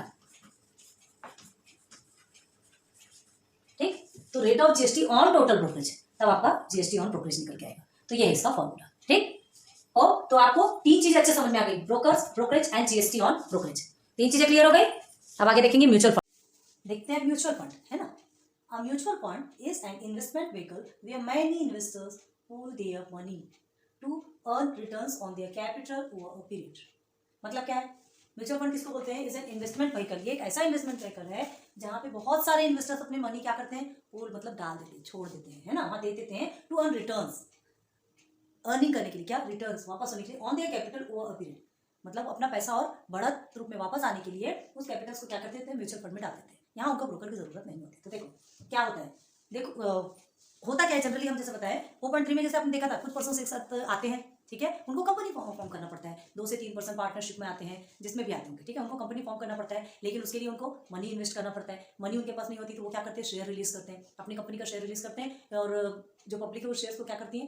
वो शेयर को खरीदती है, तो वो उनके क्या बन जाती है? वो पब्लिक क्या बन जाती है? उनके शेयर होल्डर्स बन जाती है। क्लियर है? इस तरह से मनी इन्वेस्ट कर देते हैं और फिर उसके बाद फिर शेयर होल्डर्स बन जाती है। फिर जो कंपनी को जो प्रॉफिट होता है, जिसको हम डिविडेंड बोलते हैं, वो डिविडेंड को सब शेयर होल्डर में डिवाइड कर देते हैं। क्लियर है? ये तो हो गया शेयर की बात। ठीक है, अब देखो इसमें क्या होता है? कंट्री का प्रोग्रेस ही होता है ना, देश का प्रोग्रेस होता है। कैसे प्रोग्रेस होता है? चलो बताओ, आप पूछेंगे ना कैसे कैसे होता है, आप बता सकते हैं कैसे प्रोग्रेस होता है। भाई देखो, आपने शेयर में इन्वेस्ट किया, वो पैसा कंपनी में गया, कंपनी क्या कर रही है? उस पैसे को और इंक्रीज करने की कोशिश करी, पैसे से पैसा बनाने की कोशिश करी, मतलब कुछ चीजों में इन्वेस्ट करेगी उस पैसे को, और कुछ और ज्यादा ग्रो करेगी तो और पैसा आएगा। ठीक है, और पैसा आएगा और प्रॉफिट होगा, तो फिर वो शेयर होल्डर को देगी, तो वो तो खुश हो गई, उनको बड़ा तुक में मिल रहा है, एक खुशी, इंसान खुश होता है, कंट्री अपने आप प्रोग्रेस होती है, वो हो गया। फिर उसके बाद क्या होता है कि जो शेयर होल्डर जो खरीद रहा है ना, हम किसी से चीज ले रहे हैं, खरीद रहे हैं, तो उनका भी तो बिजनेस चलता है भाई, सब लोग कमाने तो बैठे हैं, ठीक है, तो उनका भी बिजनेस चलता है। तो इससे क्या होता है? इससे भी जो कंट्री है उनको प्रोग्रेस मिलती है, इससे वो हिम्मत जुटाती है, पैसे से पैसा कमाती है। क्लियर हो गया? लेकिन हर सिक्के के दो पहलू होते हैं, two sides of all coins. Okay, हर सिक्के के दो पहलू होते हैं। कैसे? प्रॉफिट होता ठीक है, लेकिन अगर मार्केट वैल्यू डाउन हो गया तो क्या करना? शेयर खरीद लिया, मार्केट वैल्यू डाउन हो गया तो वो तो गया ना। तो ऐसे रिस्क से बचने के लिए भी कोई अदर प्लानिंग है क्या? ये पूछती है, ये क्वेश्चन पूछती है कौन? पब्लिक, इन्वेस्ट करने वाले, जिनके पास पैसे पड़े हैं, वो पूछते हैं कि अदर प्लानिंग, जिससे हमारा पैसा भी बर्बाद ना जाए, हमें कोई रिस्क ना उठाना पड़े, ऐसी कोई कंडीशन है, ऐसी कोई चीज है जिसमें, ऐसा कोई फंड है, ऐसा कुछ है जिसमें हम इन्वेस्ट कर सकें, तो हाँ, म्यूचुअल फंड। ओके, तो ये म्यूचुअल फंड है। और बहुत सारे ऐसे फंड, जीवन बीमा निगम में भी आप डालते हैं, ICICI वगैरह कुछ, मतलब इन सब में जब आप इन्वेस्ट करते हैं ना, तो क्या होता है एक तो प्रॉफिट बहुत सारा होता है इसमें, आपको रिस्क बहुत कम हो जाता है, आपका पैसा आपके पास मतलब प्रॉफिट के तौर पे आएगा, आपको लॉस नहीं मिलेगा इसमें। शेयर में आपको लॉस झेलना भी पड़ सकता है, लेकिन इसमें लॉस झेलने जैसे कोई बात तो नहीं, मतलब लॉस कम होगा, ठीक है, लॉस का जो परसेंट है वो हमको कम हो जाता है। कैसे कम होता है, देखो कभी कभी इन्वेस्टर को मार्केट डाउन होने के कारण क्या है, लॉस को सफर करना पड़ता है शेयर के कारण, लेकिन इसमें आपको उतना लॉस नहीं होगा। क्या होता है पता है क्या, आप म्यूचुअल फंड में एक तो सबसे पहली बात आपको ब्रोकर की जरूरत नहीं पड़ती, ठीक है, ये फर्स्ट प्रॉफिट हो गया, उनको पैसे देने का सवाल ही नहीं हुआ। नंबर 2 में क्या होता है, आप क्या करते हैं, आपके पास एक तो टाइम भी नहीं है, ठीक है, यहाँ पे आपको शेयर के ये कहते हैं ब्रोकर हायर करना पड़ता है, उसे देना पड़ता है, उसको उसकी बात समझना देना करना, बहुत सारे काम होते हैं शेयर खरीदने बेचने में, ठीक है, बहुत सारे काम होते हैं। लेकिन यहाँ जो होता है म्यूचुअल फंड के अंतर्गत क्या होता है, ये एक ऐसी कंपनी है जहाँ पे बहुत सारे ऐसे एक्सपर्टीज बैठे हैं, है ना, बहुत सारे ऐसे प्रोफेशनल एक्सपर्ट बैठे हैं जिनको पता है कि कहाँ पे इन्वेस्ट किया जा सकता है और कहाँ से मनी बनाई जा सकती है। तो ये क्या करते हैं, ये उनके पैसे को ले लेते हैं और फिर बाकी का पूरा काम उनका खुद का, इनको कोई काम नहीं, मतलब जिन्होंने पैसा इन्वेस्ट किया ना उनको कोई काम नहीं, और उनको प्रॉफिट भी वही ला के देंगे, ऐसा क्लियर है। तो ये क्या करते हैं पता है क्या, एक्सपर्टीज मतलब जो म्यूचुअल फंड ऐसे ऐसे प्रोफेशनल पर्सन होते हैं जिनकी कंपनी में मनी इन्वेस्ट करने से प्रॉफिट ही होगा। पब्लिक के पास पैसा तो है बट इन्वेस्ट करने के लिए दुनिया भर के झंझट नहीं चाहिए, ठीक है, वो चाहती है ये झंझट में कमी हो, तो क्या करती है, देखो ये पब्लिक इन्वेस्टर जो इन्वेस्ट करती है वो मनी को दे देती है इस फंड को, ठीक है, मनी म्यूचुअल फंड कंपनी को दे देती है, फिर बाकी पूरा छोड़ देती है, ठीक है। तो यहाँ कौन बैठा है, यहाँ कौन बैठा है, एक्सपर्टीज बैठे, एक्सपर्टीज मतलब जो कि प्रोफेशनल है, ठीक है, कौन बैठा है यहाँ पे, एक्सपर्ट्स, जिनको सब नॉलेज है कि किस कंपनी से कैसा प्रॉफिट होता है। और ये नहीं, ये म्यूचुअल फंड कंपनी क्या करती है, जो आप जो शेयर सॉरी जो इन्वेस्ट करते हैं मनी, उस मनी को एक ही इसमें नहीं लगाती, जैसे शेयर में आप शेयर मार्केट में आपको एक जगह लगाना पड़ता है, यहाँ क्या करती है, जैसे आपने समझ लीजिए 500 रुपीज दिया, ठीक है, ₹500 आपने दिया, तो ये क्या करती है म्यूचुअल फंड कंपनी, इसके इन्वेस्टर्स आपके 4 से 5 पार्ट कर देती है, 100 rupees 100 rupees 100 rupees 100 rupees 100 rupees, इस तरह से करके ये 1 2 3 4 एंड 5 ये सारी कंपनियां, ये सारी कंपनीज में 100 रुपीज क्या कर देती है, इन्वेस्ट करती है। क्लियर, चालाकी देखो, तरीका देखो पैसे से पैसे कमाने का, ये सब में इन्वेस्ट कर देती है, ठीक है। अब उसको पता है कि हर इसमें लॉस तो नहीं होगा, ठीक है, 100 रुपए अगर उसने सब में एक एक करके ये 500 रुपए को पूरे 5 पार्ट में डिवाइड कर दिया, तो यहाँ पे हर चीज में तो लॉस नहीं होने वाला। हो सकता है एक कंपनी लॉस में चल रही है, एक कंपनी लॉस में चल रही है, बाकी तो प्रॉफिट में चलेगी, है ना, इसका 100 का इसका 200 बनेगा, इसका 105 भी बनता है, जितना भी बनता हो प्रॉफिट तो आ रहा ना। एक कंपनी लॉस में चल रही है, बाकी की कंपनी तो लॉस में नहीं चल रही है। और दूसरी बात, अगर 2 कंपनी भी लॉस में चल रही है तो 3 जगह से तो उसको प्रॉफिट हो रहा है, तो उसके जो 500 रुपीज है वो उसको क्या बढ़ के ही मिलेगा, उसमें लॉस बहुत रिस्क बहुत कम रहता है। क्लियर है, तो ये म्यूचुअल फंड ये काम करती है, म्यूचुअल फंड कंपनी ये काम करती है, ठीक है। लेकिन ये ध्यान रखो, ये तो प्रॉफिट मिलेगा, लेकिन ये क्या करती है, पब्लिक सीधे उसको पैसा दे देती है, उनको आगे का कोई झंझट नहीं होता, सारी जिम्मेदारी अभी की आ जाती है। क्लियर है, तो ये क्या करते हैं, किसमें इन्वेस्ट करते हैं, आप देखो जैसे गोल्ड है ना, कोई बॉन्ड में, मनी मार्केट में इन्वेस्ट करती है, ऐसे बहुत सारे ऐसे कंपनीज होती हैं वहां पे वो इन्वेस्ट करते हैं जहां उनको ऐसा लगता है कि वहां से प्रॉफिट जाता है, इनके ऊपर विश्वास होता है कि को पब्लिक को, तभी तो इन्वेस्ट करती है ना। शेयर में आपको एक बार एक रिस्क हो सकता है, बट यहाँ पे रिस्क बहुत ज्यादा कम होता है, इसलिए लोग इसमें इन्वेस्ट करते हैं। क्लियर हो गया, तो म्यूचुअल फंड समझ में आ गया। म्यूचुअल फंड में आप देखो, शेयर में इन्वेस्ट से आपको शेयर मिलता है, ठीक है, शेयर में इन्वेस्ट करते हैं आपको शेयर मिलता है, और मनी में इन्वेस्ट करने से आपको यूनिट्स मिलते हैं। आपको आप जैसे आप बोलेंगे आपने शेयर में इन्वेस्ट किया तो आप क्या बोलेंगे, मेरे पास तो 10-10 शेयर है, मेरे पास 1000 शेयर, मेरे पास 50 शेयर, ऐसा बोलते हैं आप, ठीक है। लेकिन आप अगर म्यूचुअल फंड में इन्वेस्ट करते हैं ना, तो वहां आपको क्या मिलता है, यूनिट्स, मुझे इतने यूनिट्स मिले, ऐसा, ठीक है। तो आप लिख लीजिएगा यहाँ पे, शेयर में इन्वेस्ट से शेयर ही मिलेगा, लेकिन म्यूचुअल फंड में इन्वेस्ट करने से यूनिट्स मिलते हैं। क्लियर हुआ। अब देखो शेयर मार्केट में आप क्या करते हैं, शेयर जो होता है वो मार्केट वैल्यू है ना, मार्केट वैल्यू पे क्या होता है, शेयर कैलकुलेट होता है। ओके, तो आपको जैसे सम इन्वेस्टेड, आपको टोटल कितना मिला, कितना आपने इन्वेस्ट किया, तो आप क्या निकालेंगे उसके लिए, रजिस्टर कहाँ है, यहाँ बताते हैं, आपको पहले बता दिया था हमने टोटल कितना निकलता, सम इन्वेस्टेड, ये हमेशा क्या बताया था हमने आपको, पर शेयर के हिसाब से निकालोगे, है ना।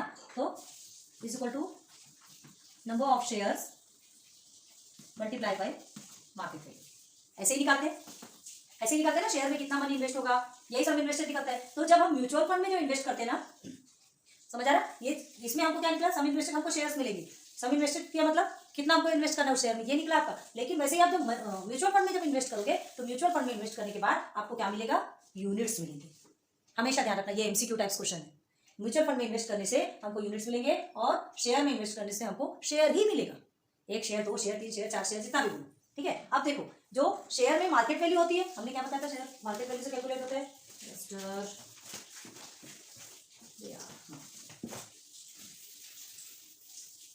देखो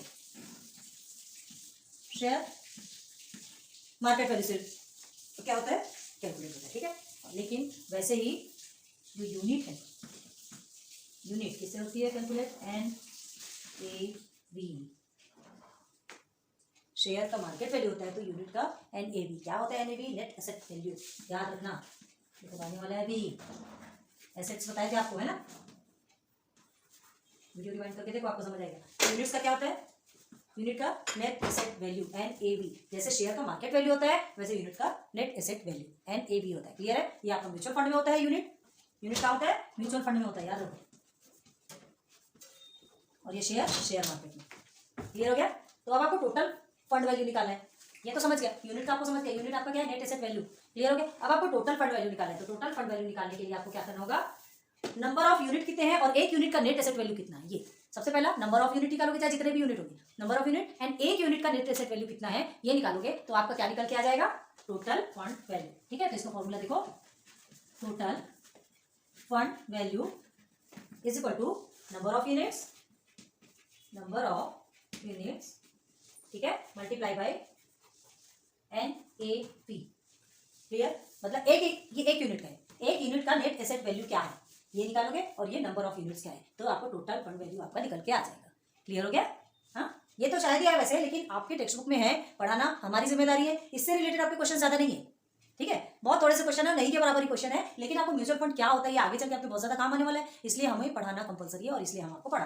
ठीक है, इसकी इन्फॉर्मेशन आपको देना जरूरी है और हमने दी। तो ये म्यूचुअल फंड समझ में आ गया कि पब्लिक इन्वेस्टर क्या करता है, सीधे आप म्यूचुअल फंड कंपनी में दे देता है और उसके बाद ये जो म्यूचुअल फंड कंपनी है वो क्या करती है, जाकर के इन्वेस्ट करती है, लेकिन कोई भी एक चीज में नहीं करती, वो पार्ट में डिवाइड कर देती है। मतलब बहुत सारी कंपनीज में थोड़े पैसे डिवाइड कर देती है, एक से नुकसान होगा बाकी में मिलेगा, दो से नुकसान होगा बाकी में मिलेगा, लेकिन उसमें लॉस बहुत ज्यादा कम होता है, उसका risk.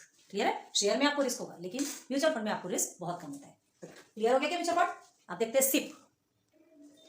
SIP systematic investment plan, systematic मतलब एक सिस्टम से। ठीक है, सिप इज ये ना म्यूचुअल फंड का एक पार्ट है। ठीक है, जैसे म्यूचुअल फंड है ना, म्यूचुअल फंड का ही एक पार्ट सिप कहलाता है, इसमें भी इन्वेस्ट करते हैं लोग। SIP is a method of investing a fixed amount, fixed amount रखते हैं ना कि हम इतने साल के लिए हमने जमा कर दिया, अब छोड़ दिए, उसको हम भूल गए, है ना, भूल गए, या तो फिर क्या होता है कुछ समय तक के लिए जमा कर दिया, फिर कुछ समय के बाद फिर हमको पैसा मिलेगा बाद में पैसा। तो देखो, method of investing a fixed amount regularly, monthly और quarterly in a mutual fund chosen by you, आपकी चॉइस है, आपको किसमें इन्वेस्ट करना है ना। सिर्फ मतलब जैसे छोटे मोटे प्लानिंग जैसा होता है कि एक छोटे प्लानिंग के तहत हम जमा कर रहे हैं। कभी कभी क्या होता है पता है क्या, ये यूज अमाउंट जो नहीं जमा कर सकते, जिनके पास ज्यादा पैसे नहीं होते, लेकिन उनको भी क्या करना होता है, उनको इच्छा होती है कि हम सेविंग्स कर सकें, है ना। बहुत सारे लोग होते हैं ऐसे, घर में पैसा हाथ में आता है उड़ जाता है, हाथ में आता है उड़ जाता है, लेकिन छोटे से छोटा पर्सन भी चाहता है, जो कम से कम अर्न करने वाला पर्सन भी चाहता है कि कुछ तो पैसा हम बचा के रखें ताकि आगे हमारे लिए काम आए।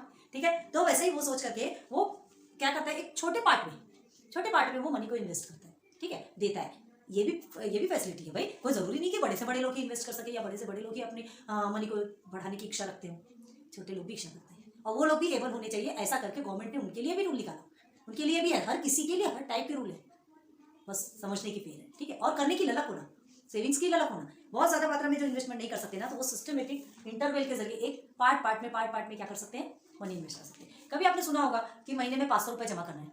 ठीक है, महीने में 500 रुपये जमा करेंगे, कितने साल तक जमा करना है वो उनके ऊपर, 10 साल तक जमा करोगे तो इतना मिलेगा, 20 साल तक जमा करोगे तो इतना मिलेगा, ऐसा बताते हैं ना वो लोग।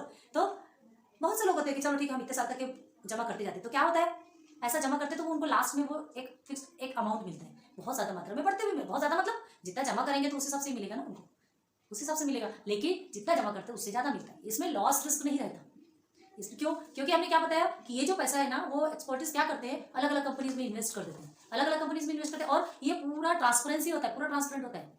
ठीक है, ट्रांसपेरेंट इन द सेंस वो पब्लिक को पता होता है कि मेरे पैसे कहाँ जा रहे हैं, क्या हो रहा है। शेयर मार्केट में नहीं समझ में आता, शेयर मार्केट में तो हो गया, उसने जब दिया ना तो देने के बाद फिर इन्वेस्ट कर लिया, शेयर ले लिया, बेचा तो उसको तुरंत मिल गया, बस। यहाँ पे उसको पता चलता है कि कंपनी कौन सी लॉस में जा रही, कौन सी प्रॉफिट में जा रही, उसको सब कुछ मालूम रहता है, पूरा ट्रांसपेरेंसी रहता है। ठीक है, तो ये एक प्रॉफिट होता है इसमें, मतलब मंथली वो ऐसा थोड़ा करके उसमें इसमें जमा नहीं कर सकते, तो थोड़ा करके जमा करते हैं, इससे एक सिस्टम क्रिएट होता है, इसलिए तो इसको सिस्टमेटिक इन्वेस्टिंग एंड या फिक्स प्लान कहा गया है।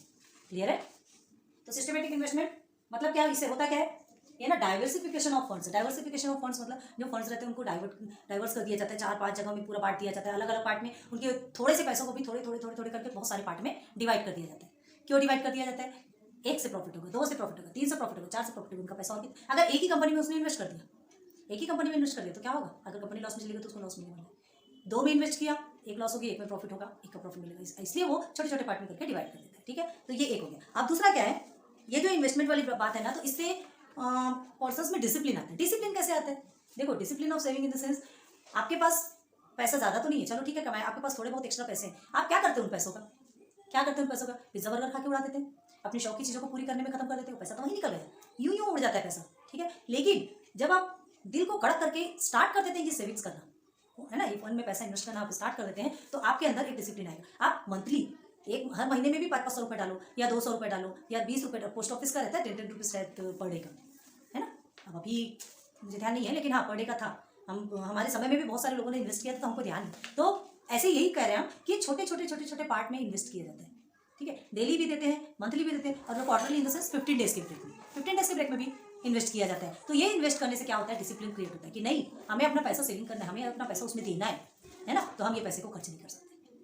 ये धीरे धीरे करके ये डिसिप्लिन आ जाती है कि हमारे अंदर सेविंग्स की प्रक्रिया स्टार्ट हो जाती है। ठीक है, सेविंग्स की प्रोसेस स्टार्ट हो जाता है, और ऐसा करके हम आगे चल करके पैसा ज्यादा खर्च करना बंद कर देते हैं। ठीक है, तो चलो, ये सिर्फ म्यूचुअल फंड शॉर्ट टर्म के लिए नहीं होता, ये जो सिर्फ होता है ना, ये लॉन्ग टर्म के लिए होता है। लॉन्ग टर्म के लिए जैसे बताया ना हमने आपको, 10 साल के लिए जमा करो, 12 साल 20 साल के लिए जमा करो, आपके ऊपर डिपेंड आप पे करता है, पैसा आपका, मर्जी आपकी, आपको कितने साल के लिए आप इसमें जमा कर सकते हैं, बताना उनका काम है। म्यूचुअल फंड कंपनी में जब आप जाओगे तो वहाँ के जो एक्सपर्टीज है वो आपको बताएंगे कि इसमें इतना इन्वेस्ट करो तो आपको इतना मिलेगा। ठीक है, वो आप पे डिपेंड करते हैं कि आप अपने पैसे को कब तक बचा के रखना चाहते हैं और कहाँ तक कि उसको जमा करने के बाद फिर लास्ट में उसको लेना चाहते हैं। क्लियर है? तो देखो, शेयर क्या है, आप 100 रुपीज जैसे मार्केट वैल्यू में परचेस किया आपने, है ना, शेयर आपने 100 रुपीज में क्या किया, जैसे उसने मार्केट में लगाया, शेयर का एग्जांपल लेते हैं हम। ठीक है, आप 100 रुपीज मार्केट वैल्यू है, उसके बाद फिर क्या होगा, आपने किसको दे दिया, ये म्यूचुअल फंड में। ठीक है, म्यूचुअल फंड में दे दिया, तो उसने क्या किया, उसने एक में नहीं लगा के ये जो शेयर है ना, उसने अलग अलग में इन्वेस्ट किया,